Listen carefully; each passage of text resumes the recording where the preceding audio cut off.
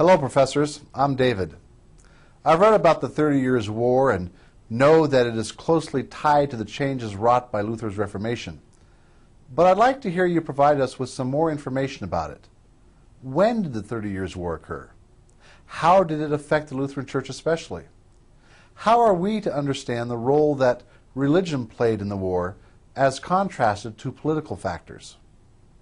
David, you're right. You've brought all of these things together. It's a very good question in terms of all of the factors that come together into causing a war. You can never isolate religion from politics, from economics, and the like. All of these things come together and actually influence one another.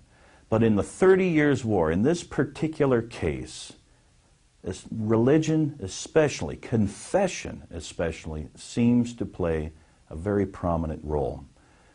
Its background goes back a little bit to the early part of the 1600s, when Lutherans and the Reformed began to organize themselves to resist the threat of Roman Catholicism. Even though this was an illegal, perhaps an improper thing to do, you might say, the Lutherans and the Reformed actually began to prepare themselves for what they believed was the imminent onslaught of Roman Catholicism and the determination of the Roman Catholic Church to retake German lands that had been lost during Luther's Reformation and beyond. As a result of these beginnings, tension began to be very, very evident between Roman Catholicism and the Protestant movement generally by the late part of the 16-teens, until finally, in 1618, confrontation occurred, and in an event called the Defenestration of Prague, one of my favorite events, simply because of the title, hostilities broke out in a profound way. Simply what happened in this event was Protestants became concerned, overwrought, and finally tossed several Roman Catholics out of windows in the city of Prague. Though the men who were defenestrated, that is, thrown out the window, were not killed, nevertheless, antagonism broke out. And the result was one of the most devastating wars in German history. From 1618 to 1648, the 30 Years' War devastated Germany. In fact, in some parts of the country, fully 70% of the population was killed, including women and children. It was a horrible war. In fact, as the first part of the war played out, the sheer strength militarily of the Roman Catholic Church threatened to overcome the Lutheran Church. Protestantism found itself on the verge of utter collapse. The German Lutherans, along with the German Reformed, simply didn't have the means to resist the full might of the Roman Catholic armies. At this point, however, out of the north came Gustavus Adolphus, the Swedish king. And the line of the north came into the situation and in many ways literally saved the Lutheran Church from destruction. Though he himself gave his life at the Battle of Lutzen in 1632, Adolphus's armies were determined to carry forward the work that had been done.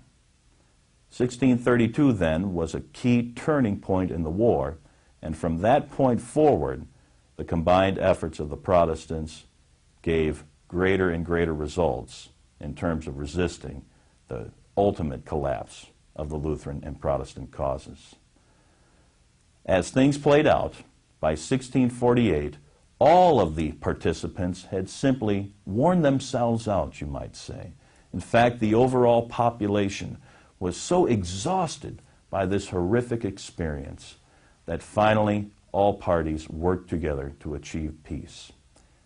In 1648, a series of treaties, collectively referred to as the Peace of Westphalia, were signed. And as these came to fruition, peace was restored to the land. Interestingly enough, however, a change of attitude began to occur.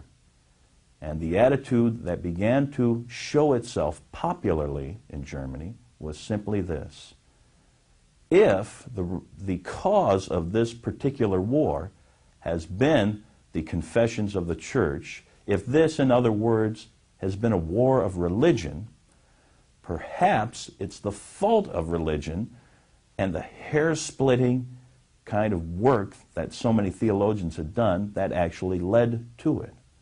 Perhaps there is a way that we as Christians can find to get along with one another, to work together, to respect our differences, and to move forward on that basis, rather than killing and slaughtering one another for our differences of opinion. This is the beginning of the modern period.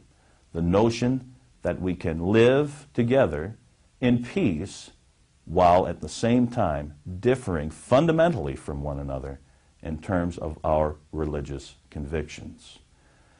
It is, if you will, the establishment of the principle of diversity. Later on, this notion would give rise to the idea of pluralism, but that was some way off. Diversity said, I can hold to my truth, I will be established in that, but I will respect your rights as well. However, the way this played out was in the adoption of a very interesting kind of phrase. It's a Latin phrase. I'll say it and then I'll translate it. The phrase was, Quis regio, eius religio. It simply means, his region, his religion. That is to say, the religion of areas of Germany, of the independent political units that comprised Germany as a whole, the religion of those units was established on the basis of the ruler's religion. So, in the wake of the 30 Years' War, after the Peace of Westphalia, 1648, the idea was, if you had a Lutheran ruler for an area, that area was entirely Lutheran. If you had a Roman Catholic ruler for an area, that area was entirely Roman Catholic. If you had a Reformed ruler for an area, that area was entirely Reformed. That was the establishment of diversity. Discrete, independent regions believing as they saw fit. That perspective sufficed for the time. But as time rolled on, things began to change. And folks began to say, is it really necessary that I hold to the convictions of my ruler? Should I not, as an individual, have the opportunity to believe as I see fit, regardless of what the ruler may believe? As that idea permeated German society, Western European society generally, that became the basis for an emerging pluralism. Now, it took some time for that to play out, David, but it did in time. And you can see, I think, from this, the roots of what we experience here in the United States in the 21st century. We'll see how we connect those dots as this course moves on.